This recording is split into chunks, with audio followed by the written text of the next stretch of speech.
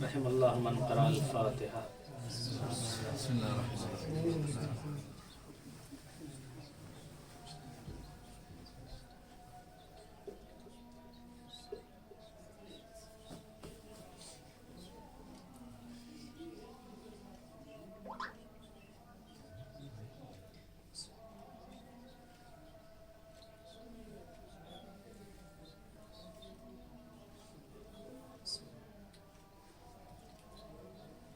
لا حول ولا قوة إلا بالله العلي العظيم.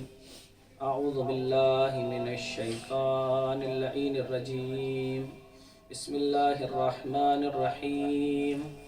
الحمد لله رب العالمين والصلاة والسلام على أشرف الأنبياء والمرسلين سيد الكونين محبوب رب المشرقين ورب المغربين جد الحسن والحسين أبي القاسم محمد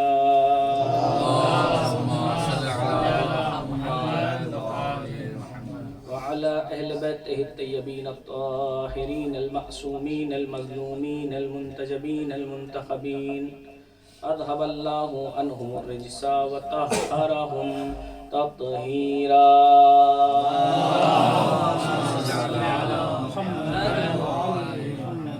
أما بعد فقد قال الله تبارك وتعالى في محكم كتابه الكريم والفرقان الحميد وقوله الحق بالحق. بسم الله الرحمن الرحيم. يا أيها الذين آمنوا لا تتخذوا الكافرين أولياء من دون المؤمنين أتريدون أن تجعلوا لله عليكم سلطانا مبينا. صلوات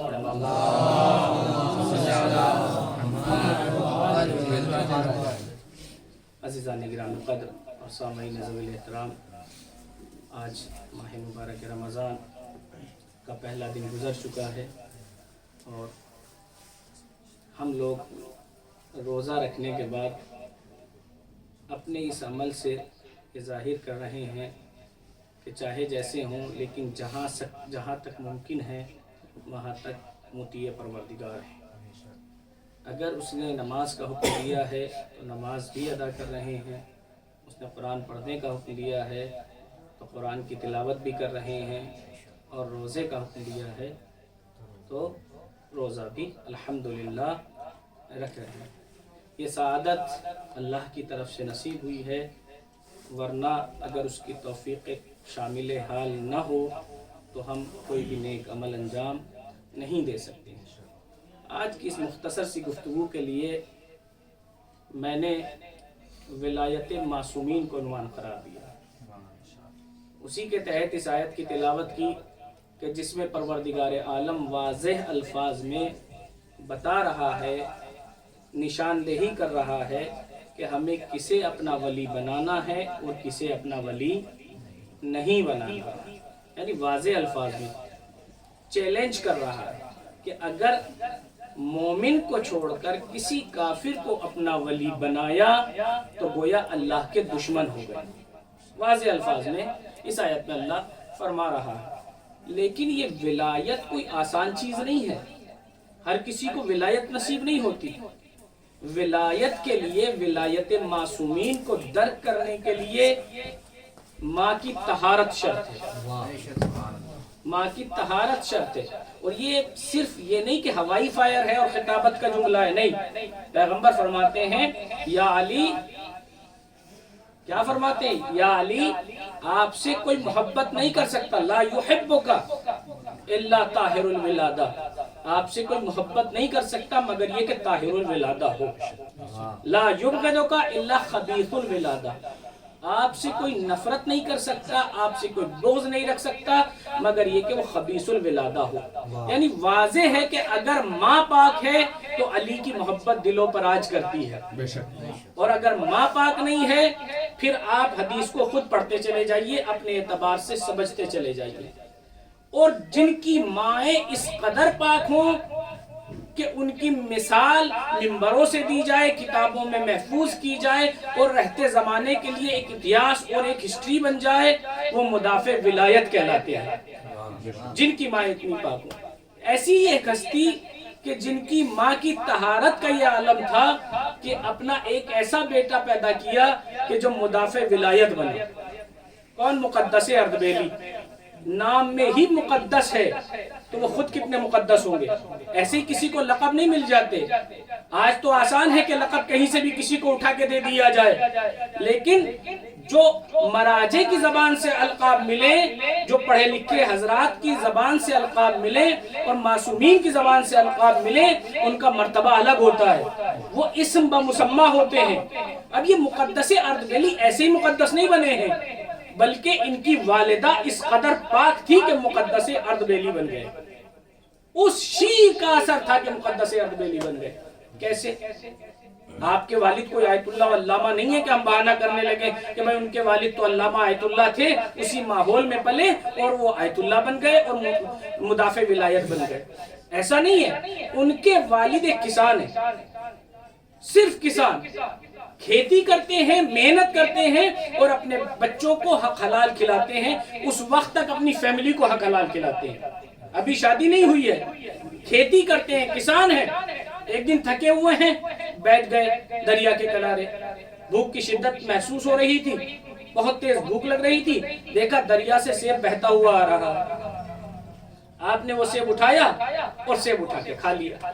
جب سیب اٹھا کے کھایا تب تو ذہن پر زور نہیں ڈالا کہ یہ سیب میرا نہیں ہے، لیکن جب فارغ ہو گئے تو ذہن میں آیا یہ سیب تو میرا تھا ہی نہیں اور میں نے اٹھا کے کھا لیا. اب میں جب تک اجازت نہیں لے لیتا تب تک چین سے نہیں بیٹھوں گا. یہ آیت اللہ تو نہیں ہے، یہ خلیفۃ المسلمین تو نہیں ہے، یہ امیر المومنین تو نہیں ہے، یہ امام المتقین تو نہیں ہے، یہ کسی بڑے عہدے پر فائز تو نہیں ہے. بس کمال یہ ہے کہ نور ولایت ان کے دل میں ہے، تو ان کو متوجہ کر رہا ہے کہ یہ سیب جو ہے یہ آپ کا نہیں ہے. میں بہت توجہ چاہتا ہوں عزیزان گرامی. میں ایسے پڑھوں گا جیسے آپ بہت سارے بیٹھے ہوئے ہیں، آپ بھی ایسے سنیے گا جیسے بہت بڑا مجمع ہے نا. یعنی یہ سوچ رہے ہیں کہ یہ سیب میرا نہیں ہے. کس وجہ سے؟ چونکہ نور ولایت ہے. ہمیں اسی لیے تو فخر ہوتا ہے علی کی محبت پر کہ اگر علی کی محبت دل میں آ جاتی ہے تو ہمیں حرام کھانے سے روک دیتی ہے، چاہے وہ ایک سیب کیوں نہ ہو. لیکن لوگ ایسوں کو خلیفہ مان لیتے ہیں جو پورا باغ کھا کے بھی سینہ چوڑا کر کے کھڑے رہتے ہیں. صلوات پڑھے محمد والے محمد پر.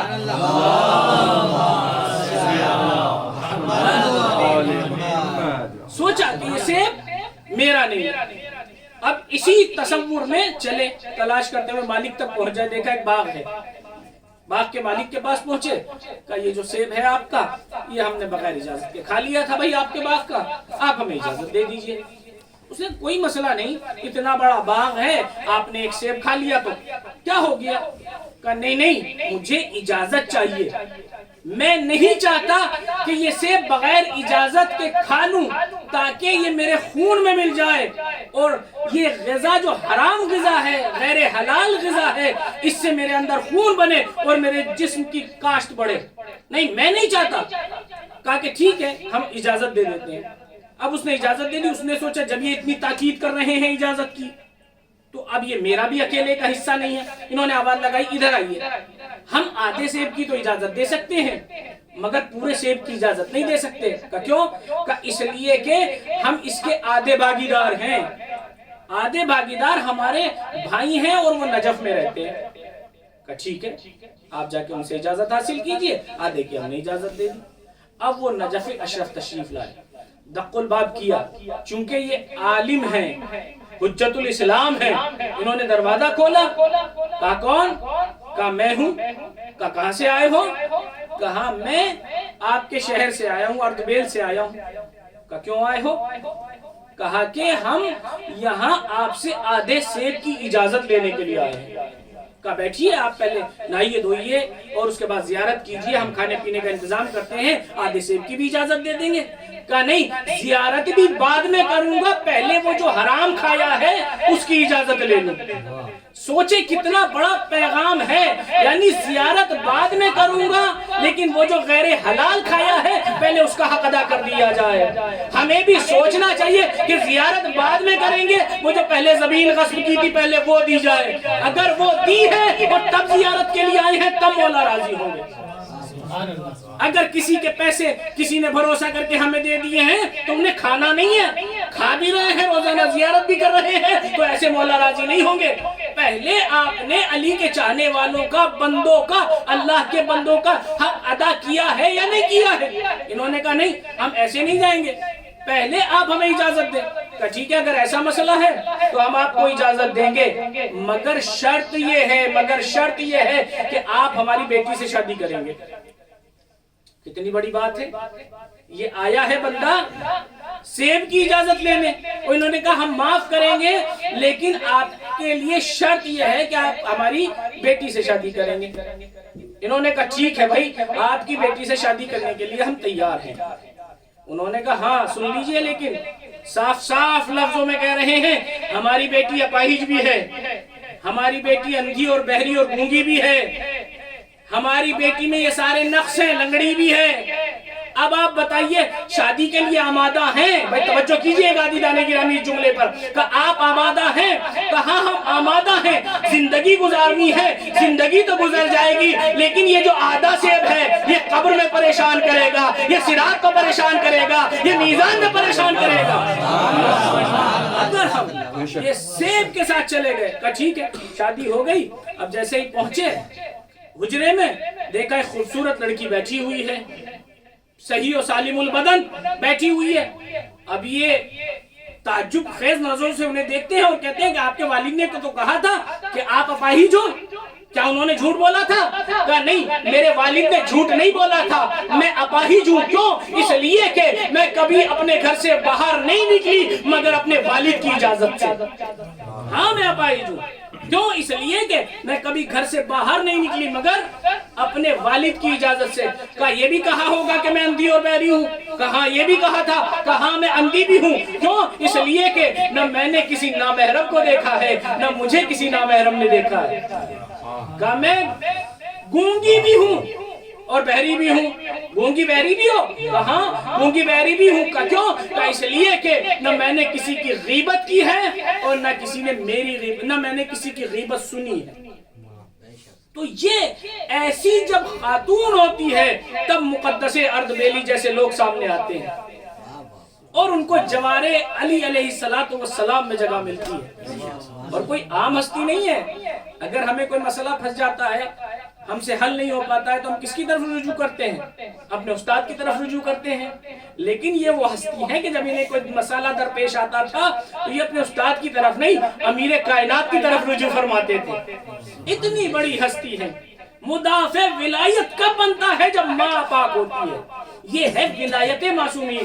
جب تک قلب میں نہیں اترے گی اس وقت تک قلب میں جگہ نہیں پا سکتی جب تک کہ طاہر الولادہ نہ ہو۔ اسی لیے میں نے اس آیت کو آپ کے سامنے سرنامہ سخن قرار دیا، جس میں خالق کائنات ارشاد فرما رہا ہے، یہ سورہ نساء کی 144 نمبر کی آیت ہے۔ خالق کائنات ارشاد فرما رہا ہے، بسم اللہ الرحمن الرحیم، یا ایہا الذین آمنوا لا تتخذوا الکافرین اولیاء من دون المؤمنین۔ اے صاحبان ایمان، کافروں کو اپنا ولی قرار نہ دینا جب مومن موجود ہو۔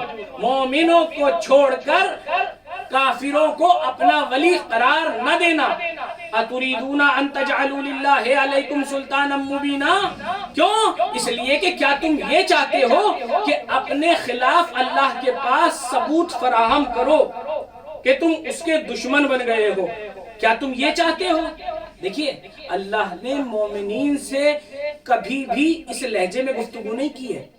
آپ قرآن کا مطالعہ کیجئے، بڑے پیار سے بات کرتا ہے، یا ایھا الذین آمنوا کتب علیکم الصیام کما کتب علی الذین من قبلکم لعلکم تتقون۔ کتنے پیار سے بات کر رہا ہے۔ روزہ تم پہ فرض کر دیا گیا ہے، یا ایھا الذین آمنوا اتقوا اللہ وکونوا مع الصادقین۔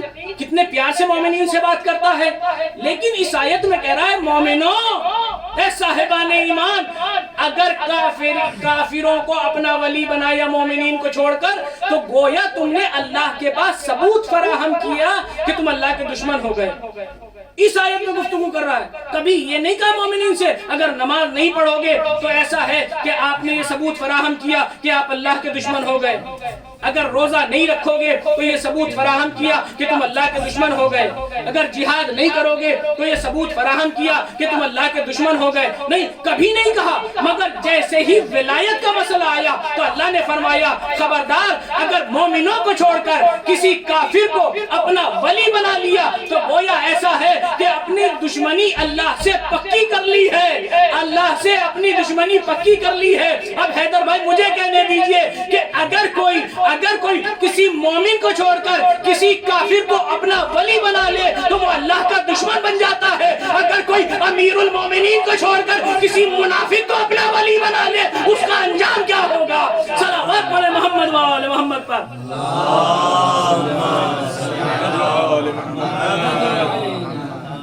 ایک صلوات تو بلند آواز سے پڑھ دیں محمد و آل محمد پر.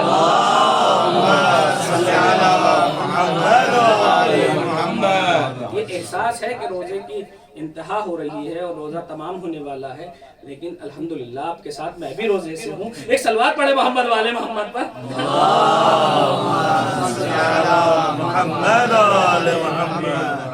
تو کہیں بھی اللہ نے مومنین سے اس لہجے میں گفتگو نہیں کی، لیکن جب ولایت کا مسئلہ آیا تو اللہ کے تیور بدل گئے، اللہ کا لہجہ بدل گیا. اب مجھے کہنے دیجئے یہ ولایت مسئلہ ہی اتنا عظیم ہے کہ جب اللہ ولایت کی بات کرتا ہے تو اس کا لہجہ بدل جاتا ہے. توجہ کریں عزیزان گرامی، جب اللہ ولایت کی بات کرتا ہے تو اس کا لہجہ بدل ہی جاتا ہے. چاہے وہ عام مومنین سے بات کرے تب لہجہ بدل جاتا ہے، چاہے وہ رسول المسلمین سے بات کرے تب لہجہ بدل جاتا ہے. بھئی اللہ کے رسول سے بھی اللہ نے کبھی یہ نہیں کہا اگر نماز نہ پہنچائی تو یہ آپ نے کار رسالت انجام نہیں دیا، روزہ نہ پہنچایا تو کار رسالت انجام نہیں دیا، حج نہ پہنچایا تو کار رسالت انجام نہ دیا. لیکن جیسے ہی مسئلہ ولایت آیا وَإِن لَمْ تَفْعَلْ فَمَا بَلَّغْتَ رِسَالَتَهُ وَاللَّهُ يَعْصِمُكَ مِنَ النَّاسِ، اگر یہ نہ پہنچایا گویا کار رسالت ہی انجام نہ دیا. یہ ہے مسئلہ ولایت. اب پروردگار عالم نے ولایت ہر کسی کو برابر نہیں دی ہے. جیسے بعض رسولوں پہ فضیلت رکھتے ہیں، بعض نبیوں پہ فضیلت رکھتے ہیں، اسی طریقے سے ولایت کے بھی درجے ہیں. ہر معصوم کے پاس ولایت ہے، ہر نبی کے پاس ولایت ہے، لیکن ولایت کے درجے ہیں. جس کی جتنی صلاحیت تھی، جس میں جتنی اہلیت تھی، اللہ نے اسے اتنی ولایت دی. اللہ نے یوں تو نہ جانے کتنے عہدے تقسیم کیے ہیں، لیکن مشہور و معروف کیا ہیں؟ اللہ کے 5 عہدے ہیں. اسی سے سمجھ لیجئے گا کہ اللہ نے ولایت کو کتنی اہمیت دی ہے. دیکھیے اللہ نے نبی بنائے، رسول بنائے، خلیفہ بنائے، امام بنائے اور ولی بنائے. لیکن نبی بناتا ہے خود نبی نہیں ہے، رسول بناتا ہے مگر خود رسول نہیں ہے، امام بناتا ہے مگر خود امام نہیں ہے، خلیفہ بناتا ہے مگر خود خلیفہ نہیں ہے. مگر جیسے ہی ولایت کا مسئلہ آتا ہے ارشاد فرماتا ہے بسم اللہ الرحمن الرحیم انما ولیکم اللہ ورسولہ والذین آمنوا الذین یقیمون الصلاۃ ویؤتون الزکاۃ وہم راکعون. صرف اور صرف اللہ ولی ہے، اس کا رسول ولی ہے، اور وہ ولی ہے جو حالت رکوع میں زکوٰۃ عطا کرتا ہے. یہ ہے ولایت. اور ولایت کے معنی کیا ہے؟ آج ہم اسی میں الجھے ہوئے ہیں. ولایت کے معنی دوست ہیں، ولایت کے معنی حاکم ہیں، یا ولایت کے معنی بھائی ہیں، یا ولایت کے معنی حامی ہیں، یا ولایت کے معنی نصرت کرنے والا ہے. اسی میں الجھے ہوئے ہیں. ارے سمجھیے کہ ولایت جو پیغمبر کو دیے اس ولایت کا مرتبہ کیا ہے؟ ایک مرتبہ لفظ ولایت استعمال کیا ہے. علماء کرام تشریف فرما ہیں، آپ سے بہتر کون سمجھے گا اس بات کو؟ صرف ایک مرتبہ لفظ ولی استعمال کیا. یہ تو نہیں کہا اپنے لیے لفظ ولی استعمال کیا اور پھر رسول کے لیے الگ لفظ ولی استعمال کیا ہو، اور پھر بعد میں اس کے لیے جو حالت رکوع میں زکوٰۃ دیتا ہے اس کے لیے لفظ ولی الگ سے استعمال کیا ہو. ایسا کیا ہے؟ نہیں، ایسا نہیں کیا، بلکہ ولی لفظ ایک مرتبہ استعمال کیا اور اسی میں اپنی ولایت کا بھی اعلان کیا، اپنے رسول کی ولایت کا بھی اعلان کیا، اور اس کا بھی اعلان کیا جو حالت رکوع میں زکوٰۃ دیتا ہے. مثال کے طور پہ میں کہنے لگوں مولانا آفاق صاحب، مولانا صاحب اور مولانا جمشید صاحب آپ کے ولی ہیں. ایک دفعہ ولی کہا تو اب کوئی سمجھدار یہ کہے گا یہ تو سرپرست ہیں، یہ ناصر و مددگار ہیں اور یہ دوست ہیں، کوئی یہ معنی مراد لے گا؟ کہا نہیں، جس معنی میں یہ ولی ہے، بھائی توجہ کریں عزیزان گرامی، جس معنی میں یہ ولی ہے اسی معنی میں یہ ولی ہے، اسی معنی میں یہ ولی ہے۔ اللہ نے بھی لفظ ولی ایک مرتبہ استعمال کر کے بتایا، جس معنی میں میں ولی ہوں اسی معنی میں میرا رسول ولی ہے، اسی معنی میں علی اور اولاد علی ولی ہے۔ صلوات پڑھیں محمد و آل محمد پر۔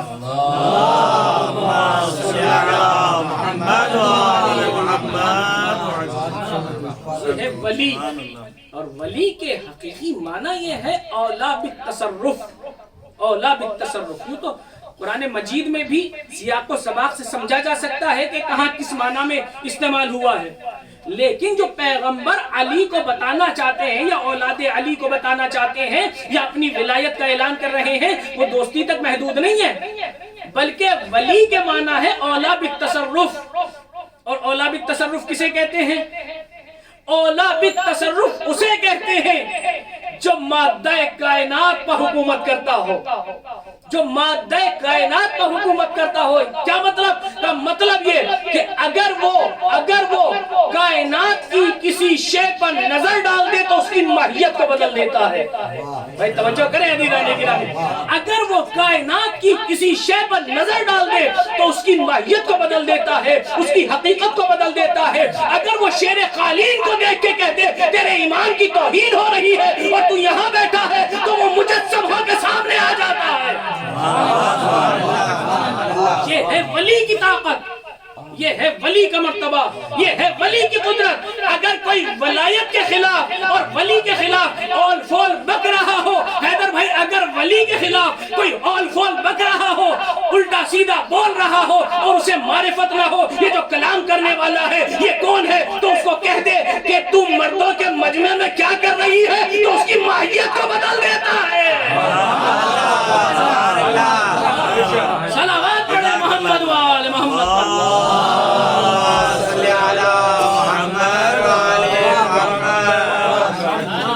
یہ ہے ولی،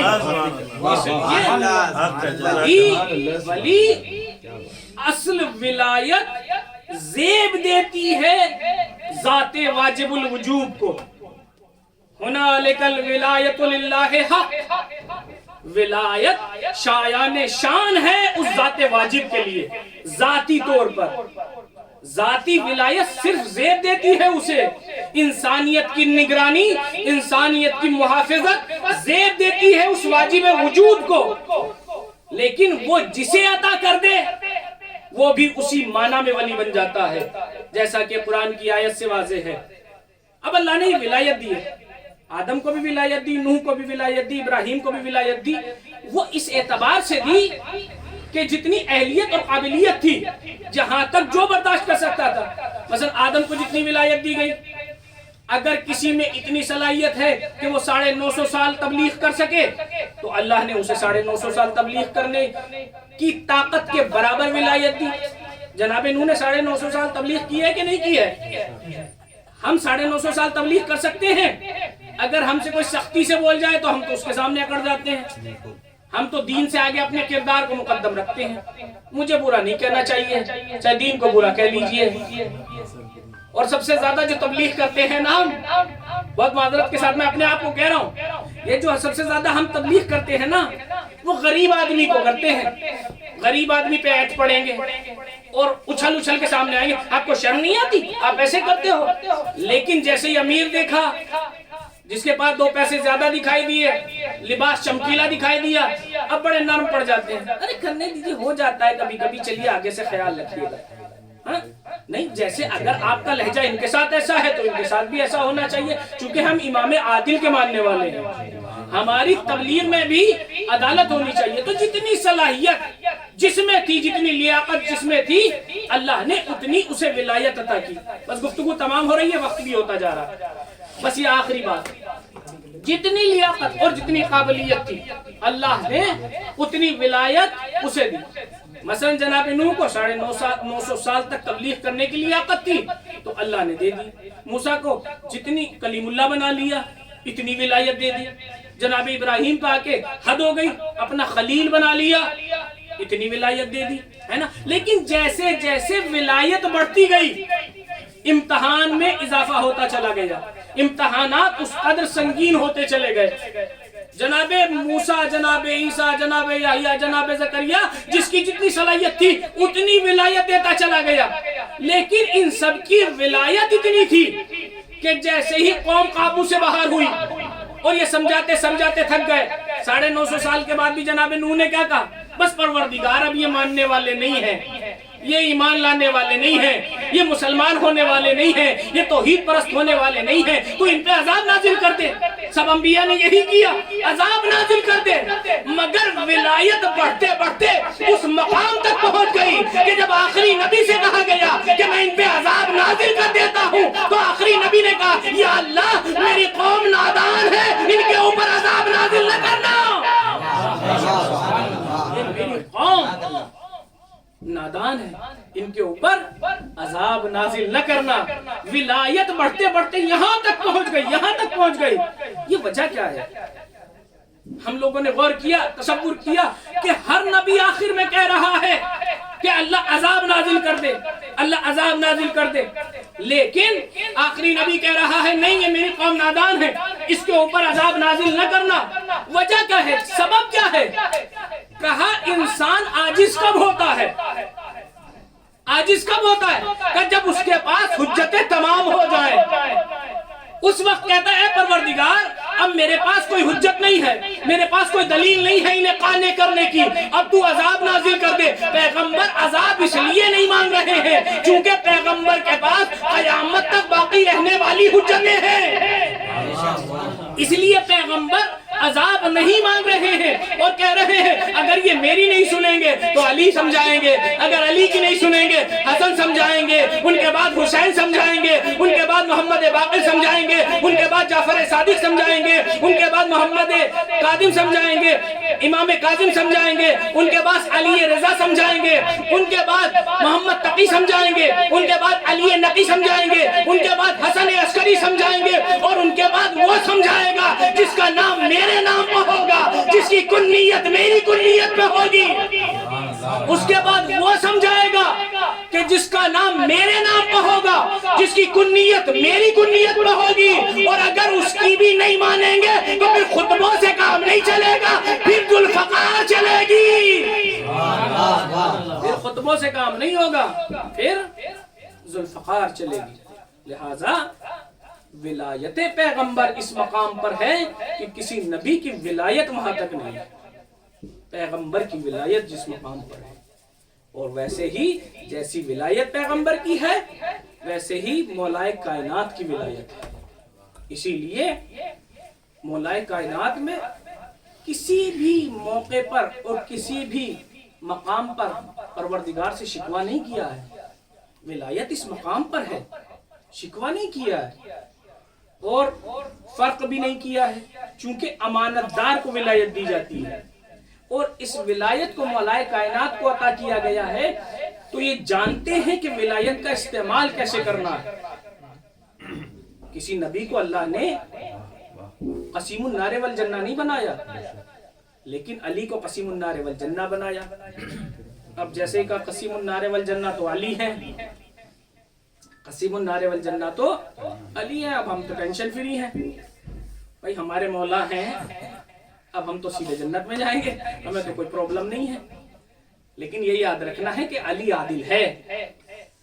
اور متعدد ایسے واقعات اور ایسے مقدمات ہیں کہ جو مولا نے اپنی زندگی میں پیش فرمائے ہیں. ایک مقدمہ اور ختم ہوا جس کی طرف میں نے اشارہ کیا، کیا علی عادل ہیں. ایسے ہی ایک چاہنے والے نے چوری کر لی، علی کی حکومت ہمیں کوئی ٹینشن تھوڑی ہے، چوری کر لی. جب چوری کر لی تو مقدمہ مولا کائنات کے پاس پہنچا. جب مولا کے پاس پہنچا تو مولا نے کہا بلاؤ. اب سب منافق خوش ہیں کہ آج تو مزہ آ گیا، آج تو مزہ آ گیا. لطف لیجیے آپ بھی، آج تو مزہ آ گیا کہ آج تو چاہنے والے کی زبان سے مولا کی منقصت سنیں گے. مولا کی برائی سنیں گے، مولا کے خلاف کیا کیا کہتا ہے، بڑا مزہ آئے گا۔ مولا نے کہا کیا کیا ہے؟ کچوری؟ کہا جی کی ہے۔ کہا اس کی انگلیاں کاٹ دو۔ انگلیاں کاٹ دی گئی۔ اب جب انگلی کاٹ دی، پٹی لپیٹ کے آ گیا کوفے کے میدان میں، کوفے کے بازار میں، اور کہنے لگا کہ آ جاؤ لوگوں، جمع ہو جاؤ۔ لوگوں کو جمع کرنے لگا۔ لوگوں نے سوچا بھائی آج تو مزہ آ رہا ہے، منافق بہت خوش ہے، یعنی جب سے یہ مقدمہ شروع ہوا ہے پیش نظر آ رہے ہیں کہ آج تو مزہ آنے والا ہے، یہ علی کی برائی کرنے والا ہے۔ لیکن جیسے اس نے لوگوں کو جمع کیا اور جمع کرنے کے بعد یہ کہتا ہے کہ آج مجھے اس نے پاک کیا ہے جو مولا المومنین ہے، آج مجھے اس نے پاک کیا ہے جو کائنات کا ولی ہے، اس کائنات کے ذرے ذرے پر جس کی ولایت ہے، آج مجھے اس نے پاک کیا ہے۔ یہ قصیدہ پڑھ رہا ہے، اب یہ مرجھا گئے۔ ارے شاید یہ نہیں جانتے کہ اگر مومن کی ناک پر بھی ضرب لگائی جائے تو وہ علی کا دشمن نہیں ہو سکتا، اور منافق کو دنیا بھر کی دولت دے دی جائے تب بھی وہ علی سے محبت نہیں کر سکتا۔ یہ بھول گئے تھے۔ اب مولا کائنات نے عدل ہی سے تو کام لیا ہے، اسی بنیاد پر آپ کو قتل کیا گیا۔ مولا نے خود کہا کہ مجھے جو یہ ضرب لگی ہے یہ اشد عدل کی وجہ سے، یہ لوگ جو میرے دشمن ہیں یہ اشد عدل کی وجہ سے۔ آج ہمیں چاہیے کہ اگر ہم مولا علی علیہ السلام والے ہیں تو ہمیں چاہیے کہ ہمیں سیرت علی اچھے سے یاد ہونا چاہیے، تاکہ ہم علی والی زندگی گزار سکیں، اپنے مولا والی زندگی گزار سکیں، اور لوگ دیکھ کے کہیں کہ یہ علی والا جا رہا ہے۔ کیسے جاتے تھے علی؟ استاد محترم پڑھا کرتے تھے کہ کیسے جاتے تھے علی؟ پروردگار ان کی روح کو بلند درجہ عطا فرمائے، جوار معصومین میں جگہ عنایت فرمائے۔ کیا کرتے تھے؟ کیسے جاتے تھے؟ دیکھا ایک ضعیفہ ہے مشکیزہ لے کے جا رہی ہے، مولا نے دیکھا، قریب گئے، کیا تمہارے گھر میں کوئی مرد نہیں ہے جو یہ مشکیزہ لے کے جا رہی ہو؟ اس نے کہا مرد تو تھا، میرا شوہر جنگ صفین میں مولا کائنات کے ساتھ گیا تھا اور وہیں شہید ہو گیا۔ مولا نے کہا اگر اجازت دے تو یہ مشکیزہ میں تیرے گھر تک پہنچا دوں۔ مولا نے مشکیزہ لیا، اس کے گھر تک آئے، عجیب منظر دیکھا، خدا کسی کو یہ منظر نہ دکھائے۔ میرے امام نے دیکھا کہ وہ بچوں کی ماں ہے، اس کے یہاں چھوٹے چھوٹے بچے ہیں جو بھوک سے بلک رہے ہیں، پیاس سے تڑپ رہے ہیں۔ امام نے کہا تو نے ان کو کچھ کھلایا نہیں؟ کہا اے شخص میں انہیں کیا کھلاؤں جب گھر میں کچھ کھانے کو نہیں ہے؟ امام نے فرمایا تو انہیں کیسے بہلاتی ہے؟ کہا 3 دن سے میرا وطیرہ حیات یہ ہے کہ میں آگ جلاتی ہوں، پانی دیگچی میں رکھ دیتی ہوں اور آگ جلتی رہتی ہے، پانی ابلتا رہتا ہے، بچے اس تصور میں رہتے ہیں کہ کھانا بن جائے گا اور ہم کھانا کھا لیں گے، لیکن اسی اثنا میں وہ سو جاتے ہیں، بہل کے سو جاتے ہیں، اور یہی تصور انہیں سلا دیتا ہے۔ مولا تڑپ گئے، مولا تڑپ گئے، مولا نے کہا میں ابھی آتا ہوں۔ مولا نے کھانے پانی کا انتظام کیا، اس کے گھر آئے اور آنے کے بعد کہا اے معظمہ تو ایسا کر کھانا بنا لے، میں بچوں کو بہلاتے لیتا ہوں، یا ایسا کر میں کھانا بنا لیتا ہوں تو بچوں کو بہلا لے۔ اس نے کہا نہیں شخص، میں کھانا بنا لیتی ہوں، آپ بچوں کو بہلا لینا، میں کہوں گا مولا آپ سے آج ان کی بھوک و پیاس نہ دیکھی گئی۔ ارے ذرا کربلا میں آ کے دیکھو، سکینہ 3 دن تک بھوکی پیاسی ہے، علی اصغر 3 دن تک بھوکا پیاسا ہے، اور جب حسین پانی لینے کے لیے جا رہے ہیں تو تیرے سے شعبہ ظالم کی طرف سے مل رہا ہے۔ اجرکم اللہ۔ امام علی علیہ السلام ایسے امام ہیں کہ دوسروں کی پریشانی اور تکلیف کو دیکھ کے تڑپ جایا کرتے تھے، اسی لیے تو کوفے کے یتیموں سے کہتے تھے اگر تمہیں کوئی یتیم کہے تو کہنا ہم یتیم نہیں ہیں، ہمارے والد کا نام علی ہے، ہمارے والد کا نام علی ہے۔ اور وہ شب آتی ہے کہ جب مولا کائنات جناب ام کلثوم کے یہاں مہمان ہیں، کبھی سین خانہ میں آتے ہیں اور کبھی حجرے میں آ جاتے ہیں، کبھی سین خانہ میں جاتے ہیں کبھی حجرے میں آ جاتے ہیں۔ بیٹیاں اپنے باپ سے بڑی محبت کرتی ہیں، تڑپ کے کہتی ہے بابا یہ وجہ کیا ہے؟ آج کبھی آپ سین خانہ میں جاتے ہیں کبھی پھر واپس حجرے میں آ جاتے ہیں۔ کہا بیٹی جس رات کا مجھ سے وعدہ کیا گیا تھا وہ شب آ گئی ہے، وہ رات آ گئی ہے۔ ایک مرتبہ مولا تیار ہوئے، صبح کی نماز کا وقت ہونے والا ہے، میرا مولا تیار ہو کے مسجد کوفہ کی طرف نکلنا چاہتا ہے کہ مرغابیوں نے راستہ روک لیا. اگر کسی نے آگے بڑھ کے ہٹانا چاہا, میرے مولا نے فرمایا ارے انہیں نہ ہٹاؤ, یہ علی پہ مرثیہ پڑھ رہی ہے, انہیں نہ ہٹاؤ, یہ علی پہ مرثیہ پڑھ رہی ہیں. علی نے امام حسن کو بلایا, اے بیٹا حسن, اگر ان کے دانے پانی کا انتظام نہ ہو تو انہیں آزاد کر دینا. ارے کتنا خیال ہے علی کو, اور ایک روایت پڑھ رہا ہوں اور اس کے بعد ختم دعا. ارے جب امام حسن و حسین مولا کو دفن کر کے واپس آ رہے تھے تو کیا دیکھا, ایک کھنڈر سے کسی کے کراہنے کی آواز آ رہی ہے. دونوں شہزادے قریب گئے, جانے کے بعد دیکھا ایک نابینا شخص کرا رہا ہے. اس کے پاس بیٹھ گئے, بیٹھنے کے بعد کہا تو رو کیوں رہا ہے, تو کرا کیوں رہا ہے؟ کہا کہ ایک میرا محسن تھا, وہ میرے پاس روزانہ آتا تھا, مجھے کھانا کھلاتا تھا, چلا جاتا تھا, مگر آج 3 دن ہو گئے وہ میرے پاس نہیں آیا.